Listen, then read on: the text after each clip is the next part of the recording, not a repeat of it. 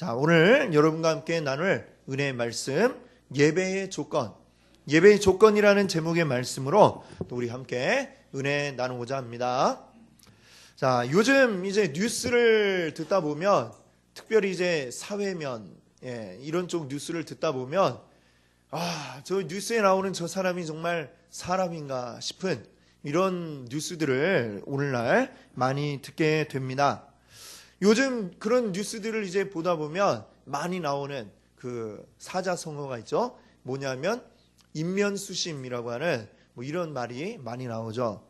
이게 무슨 얘기냐면 사람의 얼굴을 했는데 이 마음은 짐승의 마음이다. 이런 뜻입니다.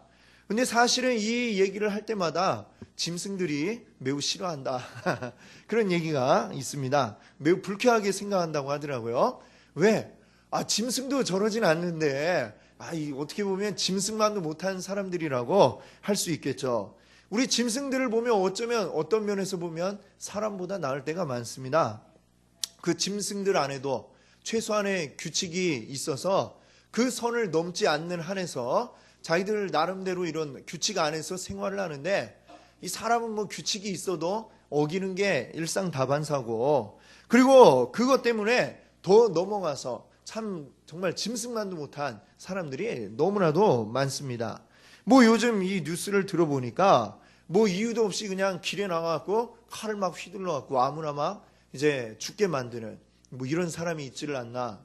아니면 또 거액의 보험금을 노리고 자기 아내를 이제 살해하는 이런 뉴스들도 많이 들었습니다. 또 요즘에 많이 들은 뉴스는 이제 어린 아이들을, 이 어린 아이들을 막 폭행을 해갖고 자기 자녀죠. 자기가 직접 낳은 자녀는 아니라 할지라도 자기 남편의 딸, 아들 이런 아이들을 막 때려갖고 죽음에 이르게 만드는, 또 실제로는 또 어떤 경우에는 자기가 직접 낳은 자식인데도 때려서 죽게 만드는 이런 일들이 어떻게 이렇게 요즘 이렇게 많이 일어나는지 참 모르겠습니다. 그런 뉴스를 들을 때마다 정말 겉모양이 사람이라고 해서 다 사람이라고 할 수 있겠나 이런 생각이 드는 것이죠. 그래서 이런 말이 있지 않습니까? 인간이라고 다 인간이냐? 인간다워야 인간이지. 이런 말이 있잖아요. 이 인간이라고 해서 우리가 다 인간 대접을 해줄 수 있는 게 아니라 정말 인간다운 사람이라야 인간 대접을 해줄 수 있겠다. 인간이라고 부를 만한 최소한의 그 조건, 이 조건을 갖춘 사람만 비로소 인간이라고 부를 수 있지 않겠나라고 하는 그 마음이 이제 우리 가운데 드는 것입니다. 자, 우리의 예배도 마찬가지입니다. 이렇게 얘기할 수 있을 것 같아요. 예배라고 다 예배냐? 예배다워야 예배지. 이렇게 얘기할 수 있겠습니다. 그래서 우리는 예배다운 예배, 정말 하나님이 기뻐 받으시는 그런 예배를 드리기 위해서 우리가 이 3월 한 달간 우리가 예배에 관한 말씀들을 우리가 같이 나누고 있습니다. 근데 이 예배에 있어서 우리가 함께하고 있는 지금 이 시간, 이곳에서 드리고 있는 이 예배의 시간도 중요하지만 예배 이전에 우리에게 먼저 갖춰져야 할 조건이 있다라고 오늘 본문 말씀이 이야기를 하고 있습니다. 이게 갖춰지지 않으면 아무리 멋지게 화려하게 예배를 드려도 그것은 받아들여지지 않는다라는 이러한 말씀인 것이죠. 자, 과연 그 예배의 조건, 예배의 전제 조건이 무엇인가? 한번 오늘 본문 말씀을 통해 우리가 생각해 보고자 합니다. 자, 오늘 본문은 예수님이 산상설교 가운데 하셨던 그 말씀의 일부분인데요. 우리 다시 한번 같이 읽어볼까요? 23절 24절입니다. 그러므로 예물을 제단에 드리려다가 거기서 내 형제에게 원망들을 말한 일이 있는 것이 생각나거든 예물을 제단 앞에 두고 먼저 가서 형제와 화목하고 그 후에 와서 예물을 드리라. 아멘. 자, 오늘 본문 말씀을 보니까 주로 이제 뭘 얘기하고 계시냐면 예물을 제단에 드릴 때, 자, 예물을 제단에 드릴 때 그 시점에 대해서 얘기하고 있습니다. 하나님 앞에 어떤 예물을 드리는 것, 유대인들에게는 이것이 곧 예배였습니다. 그들에게는 매우 중요한 그런 문제였습니다. 구약 성경을 보면 하나님이 이스라엘 백성들에게 명하시기를 모든 남자는 1년에 3번, 1년에 3차례를 지켜서 하나님을 만나기 위해 성전에 모이라 이렇게 얘기하고 있습니다. 자, 그 말씀 한번 같이 읽어보겠습니다. 신명기 16장인데요. 16절 17절인데 같이 한번 읽어보겠습니다. 너희 가운데 모든 남자는 1년에 3번 곧 무교절과 칠칠절과 초막절에 하나님 여호와께서 택하신 곳에서 여호와를 배웁되 빈손으로 여호와를 배웁지 말고 각 사람이 내 하나님 여호와께서 주신 복을 따라 그 힘대로 드릴지니라. 아멘. 자, 여기 보니까 1년에 3차례 언제 나와야 되느냐? 이 유대인들이 지키는 그 절기들 가운데 아주 중요한 절기가 3가지가 있는 것이죠. 여기 나와 있는 말씀처럼 무교절, 칠칠절, 초막절, 이러한 절기들은 마치 우리나라로 치면은 우리나라 최고의 절기는 언제입니까? 설날 그리고 추석 이때죠. 예, 설날 추석 때 보면 이 우리나라는 보통 뭐가 일어납니까? 민족의 대이동이라고 해갖고 온 도로가 고속도로가 꽉 막혀서 주차장처럼 변하는 놀라운 일이 생겨나죠. 자, 근데 이 유대인들에게는 이 세 절기, 무교절, 또 칠칠절, 초막절 이때에 완전 민족의 이동이 일어나는 겁니다. 모든 이스라엘 남자들은 다 성전으로 모여라. 하나님이 명령하셨기 때문에 모든 이스라엘 사람들이 다 모여듭니다. 자, 유대 지역 안에 살고 있는 유대인들 뿐만이 아니라 해외 여러 지역에 흩어져 살고 있는 그들 이제 디아스포라라고 이렇게 이야기하는데 온 세계 곳곳에 흩어진 사람들도 다 모여드는 겁니다. 모여들어서 예루살렘의 이 절기 때가 되면 아주 그냥 박작지근하게 왁자지근하고 길거리에 그냥 사람으로 가득 차는 때가 바로 이러한 때죠. 그래서 사도행전 2장에 보면 그때 이제 예수님 제자들이 성령 받은 때, 그때 이제 오순절이라고 얘기를 하죠. 이 오순절이 뭐냐면 다른 말로 칠칠절입니다. 오늘 좀 전에 읽었던 말씀에 나온 그 3대 절기 가운데 하나죠. 그 오순절 때 예수님의 제자들이 성령을 받고 막 용기를 내서 길거리에 뛰쳐나가서 막 예수님에 대해서 전하기 시작을 하는데, 근데 놀라운 거는 그때에 그 예루살렘 거리에 가득 찼던 사람들이 해외 여러 곳에서 몰려온 사람들이 많이 있었던 것이죠. 어떤 사람은 저쪽, 어떤 사람 또 저기, 그 흩어져 있던 사람들이 다 모여 있는데, 우리나라 이 해외 교포들도 보면 무슨 재미교포, 제일교포, 1세들은 이제 한국에서 살다 갔으니까 한국말 잘 알지만 2세, 3세 되면 어떻습니까? 좀 말하는 게 이렇게 뭐 집에서 열심히 많이 한국말을 썼다 해도 좀 어딘가 모르게 부자연스럽고 또 더러는 잘 못하는 경우도 우리가 많이 보지 않습니까? 예, 뭐 완전 외국인이기 때문에 한국말을 잘 못하죠. 지금 유대인들도 역시 마찬가지입니다. 2세, 3세 이렇게 되니까 해외에 살다가 예루살렘에 왔는데 그 당시에 이제 유대인들이 쓰던 말이 뭐냐면 아람어라는 건데요. 그걸 잘 못하는 거죠. 그래서 그 나라 말을 잘 못하고 그냥 이렇게 떠듬떠듬 하는 정도로 딱 있는데 갑자기 제자들이 나와서 예수 믿어라 이렇게 얘기를 하는데 그들이 다 알아듣는 말로 이야기를 하는 거예요. 그래서 그게 뭡니까? 성령이 이제 역사하시는 가운데 이 방언의 은사라고 하지 않습니까? 각 나라의 말들을 이 제자들이 이제 하게 된 겁니다. 그래서 이 듣던 사람들이 깜짝 놀랐다는 그 이야기가 사도행전 2장에 나오고 있죠.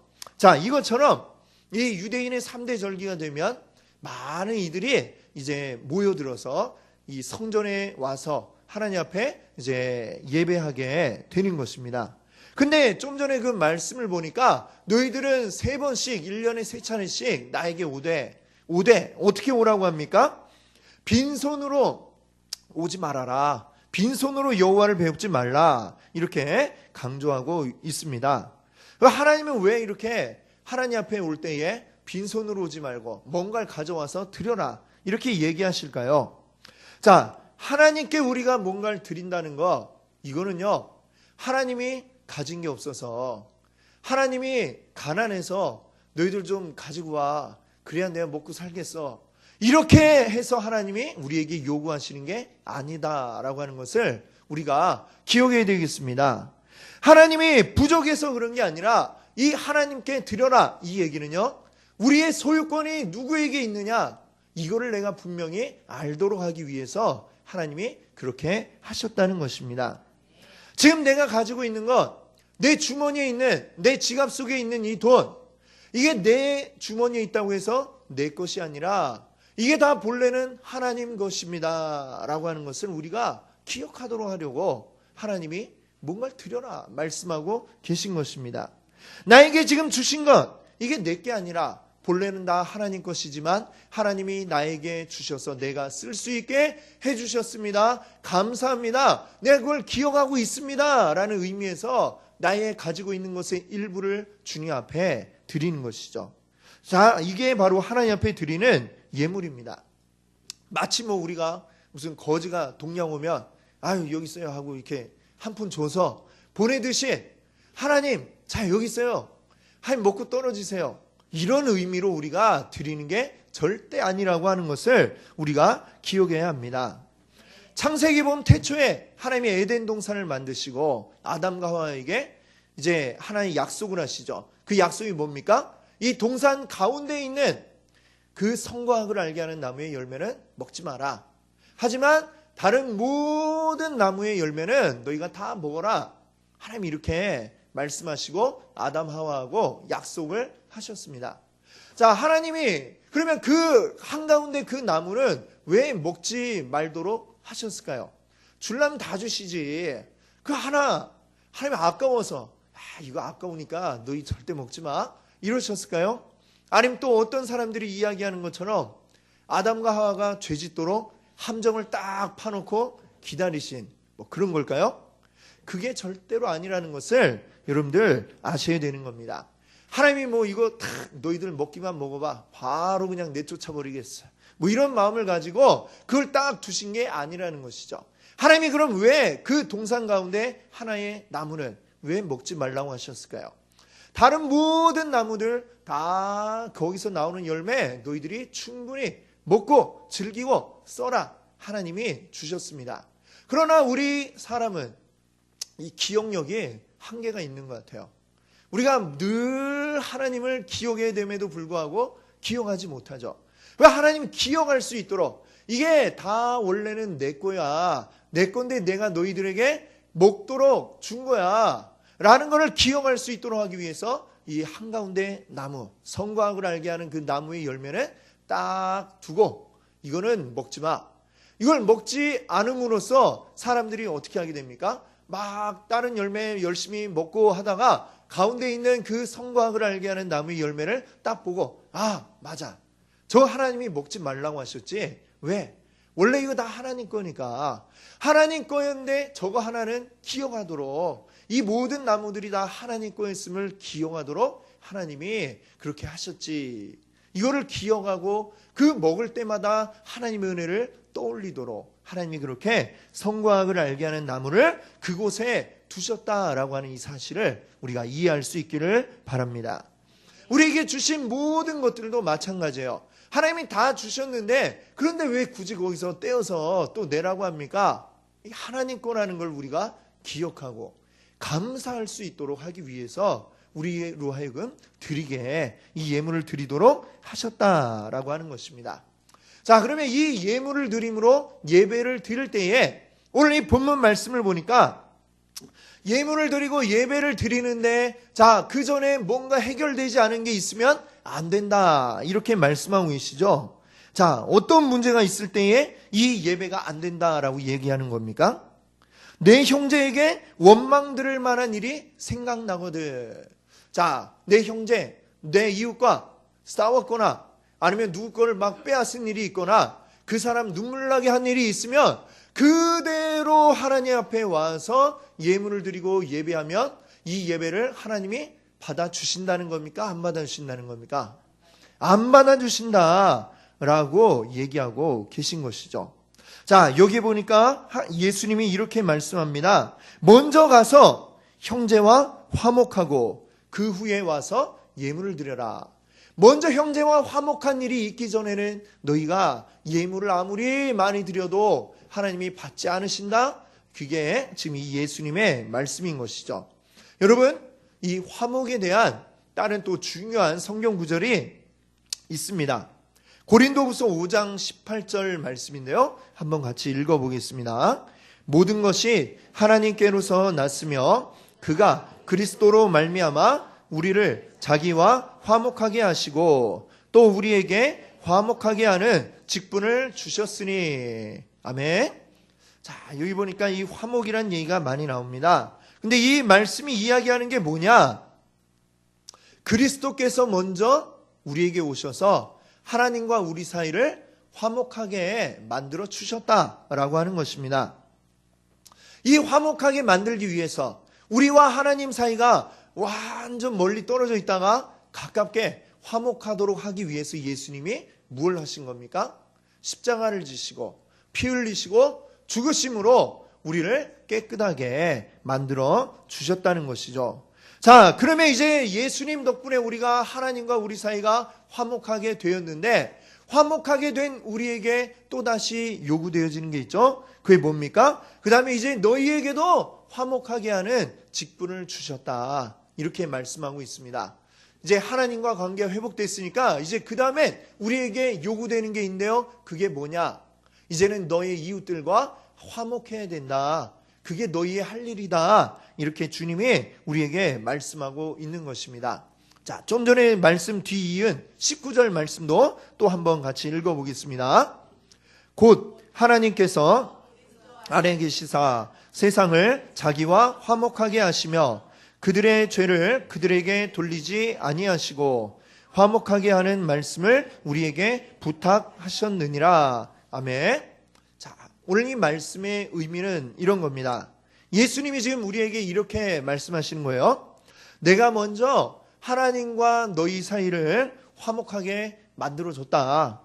그러니까 이제는 너희도 한번 하나님 이웃들과 화목하도록 해봐. 내가 부탁할게. 자, 부탁하고 지금 계신 겁니다. 예수님이. 내가 너희를 위해서 먼저 화목하게 했으니까 그리고 내 목숨까지도 내놓았지 않니? 너희도 한번 화목해봐라.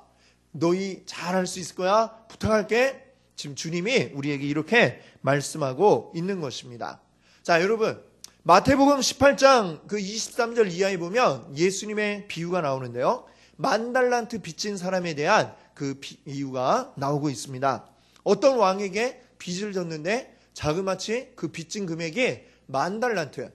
10,000달란트면 어느 정도냐? 대략 이렇게 뭐 환산을 해보니까 요즘 돈 가치로 환산을 해보니까요. 한 3조 원? 별거 아니죠? 3조 원 정도? 3조 원 정도 빚을 지은 사람입니다. 이게 1조 원이 어느 정도 금액이냐면은 예수님이 태어나셔서 예수님 태어나신 날부터 지금까지 매일같이 하루에 100만 원씩 쓰셨어도 아직 1조 원을 다 못 쓰셨다고 합니다. 그러니까 1조 원이 얼마나 큽니까? 그렇죠? 근데 1조도 아니고 한 3조 정도 빚을 졌어요. 이걸 개인이 갚을 능력이 됩니까? 3조를 갚을 수 있는 개인은 이 세상에 아무도 없을 것 같아요. 자, 어마어마한 빚을 지금 졌습니다. 자, 근데 이 사람이 이제 돈을 전혀 갚지 못하니까 왕이 잡아들여 이렇게 명령을 내렸습니다. 끌려왔어요. 그래서 끌려왔습니다. 왕이 너 빚도 못 갚고 그러는데 그냥 감옥에서 푹 썩어라. 죽을 때까지 이러고 탁 이야기를 했습니다. 이 사람이 생각하니까 얼마나 그냥 앞이 깜깜합니까? 이제 내 삶에 아무런 희망이 없구나. 왕 앞에서 그냥 무릎을 꿇고 애걸복걸했습니다.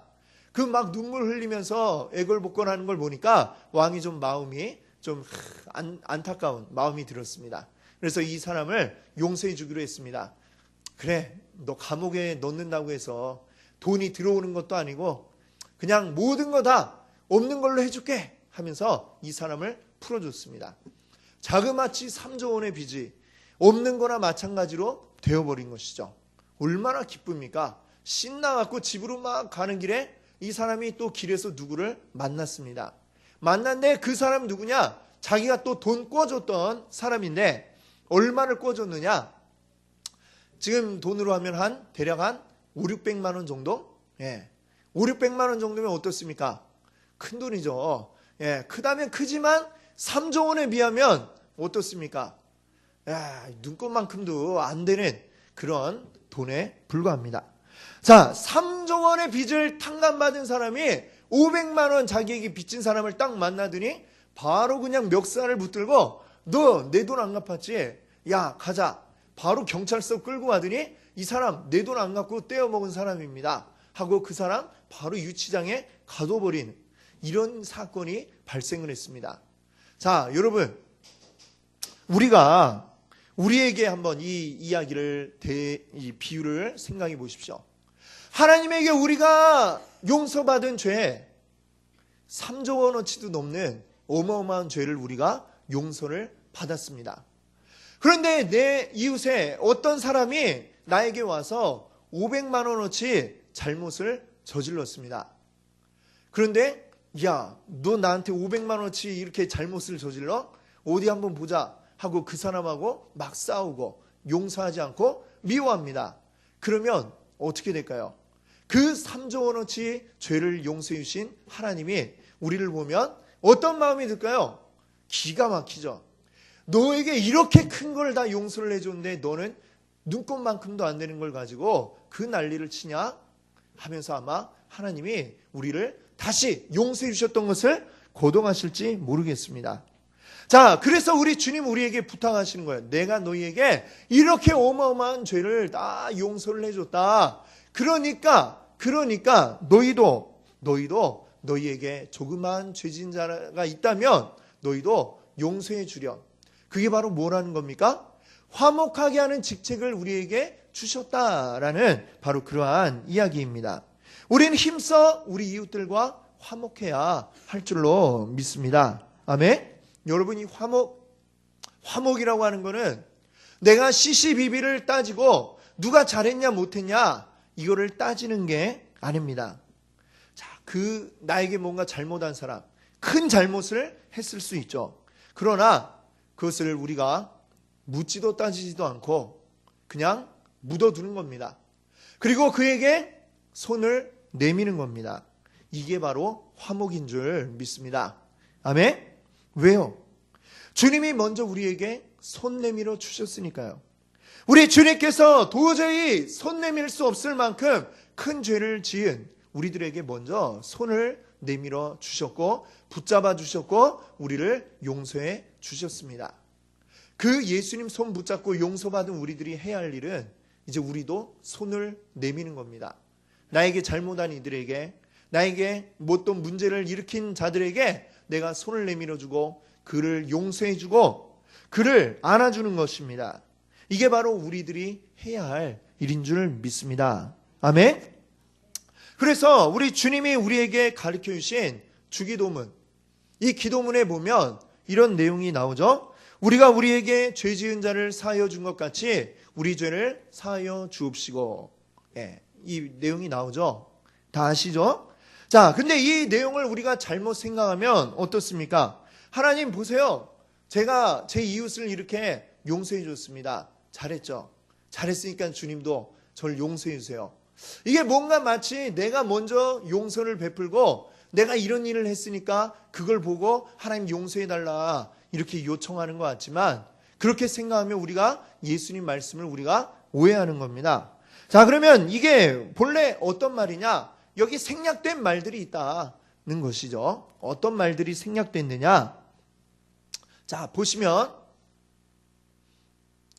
우리가 이런 말을 한번 덧붙여서 한번 생각해 보세요. 먼저 이 앞에 우리가 우리에게 이 앞에 뭐라고 해야 되느냐면은 주님이 먼저 우리 죄를 용서해 주신 것을 우리가 기억하고 감사하면서 우리가 우리에게 죄 지은 자들을 사하여 주었습니다.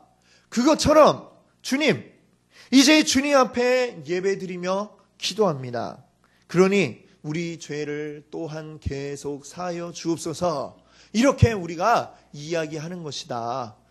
여러분 이해가 되시죠? 그렇습니다.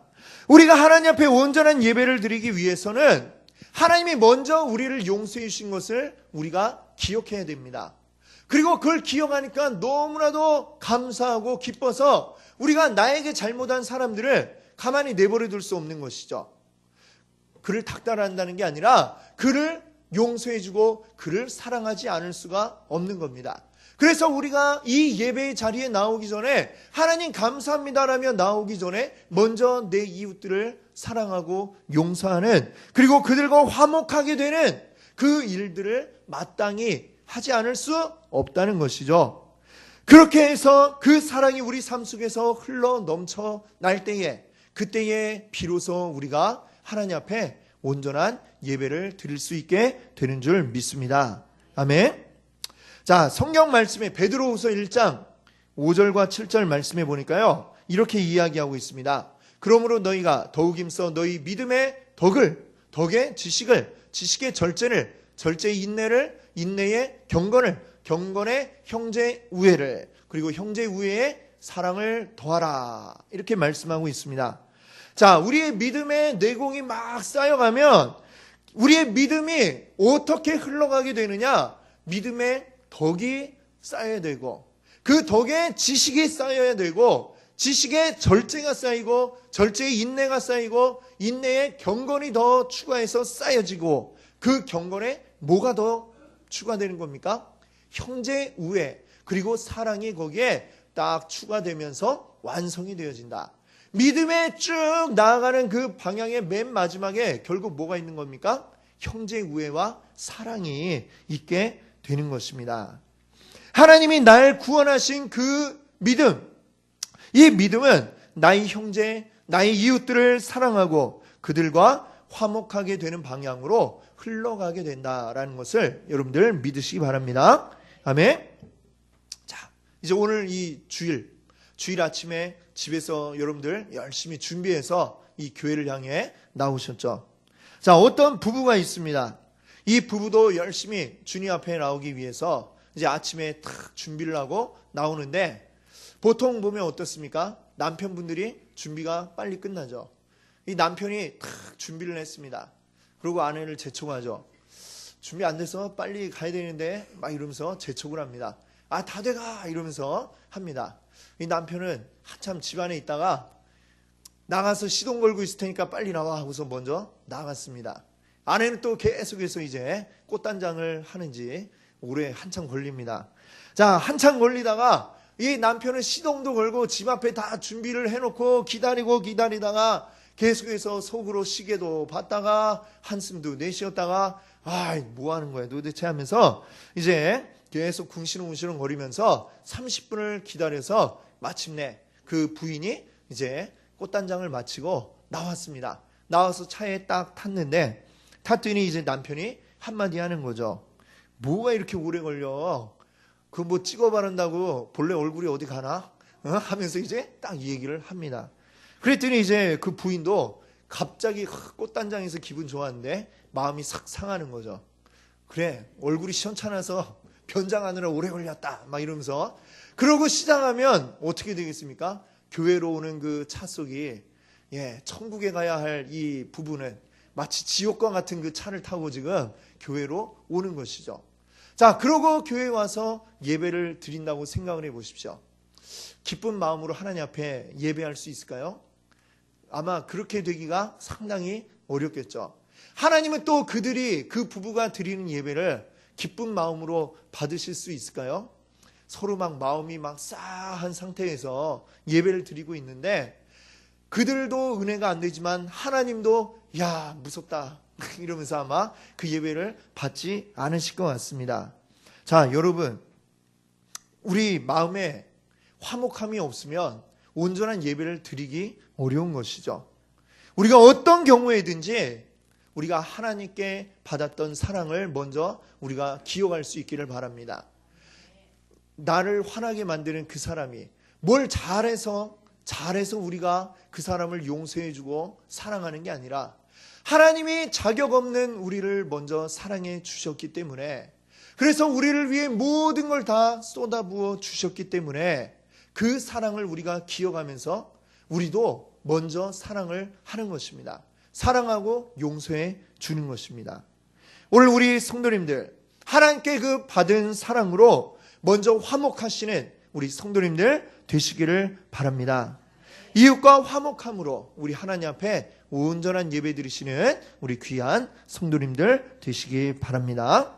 기도하겠습니다.